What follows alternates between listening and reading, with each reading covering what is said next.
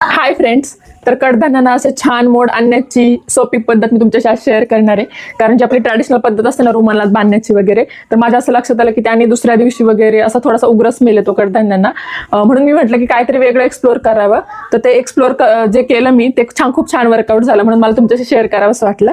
तर यासाठी आपल्याला लागणार आहे अशी ही जाळी, जशी पुरणाची जाळी वगैरे असते ना तशी, आणि ही अशी एक वाटी जिच्यावर आपण आपले मटकी किंवा दुसरे कुठले कडधान्य आपण ठेवणार आहे, आणि आणखी एक वाटी असं झाकण ठेवण्यासाठी, आणि पाणी असं लागणार आहे. तर आपल्याला काय करायचं आहे ना, ही जी आपण रात्रभर मटकी भिजत ठेवतो ना, ती दुसऱ्या दिवशी अशी या जाळीतनं असं सगळं तिच्यातलं पाणी काढून घ्यायचंय. अशी मटकी काढून झाल्यानंतर ना हे पाणी ओतून द्यायचंय आपल्याला, आणि या जाळीवरती ना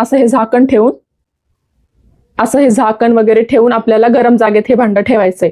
आणि नंतर काय करायचं की संध्याकाळी वगैरे ना ते ओपन करून त्या मटकीवरती ना असं पाणी शिंपडत राहायचंय, म्हणजे जेणेकरून ना ती अशी जमा होऊन तिच्यातला जो काही उग्रवास असेल तो पाण्याने निघून जातो, आणि परत तिच्यावर झाकण ठेवून द्यायचंय. तर ही आपल्याला तिसऱ्या दिवशी इतके छान मोड आलेले आहेत मटकीला, हे बघा.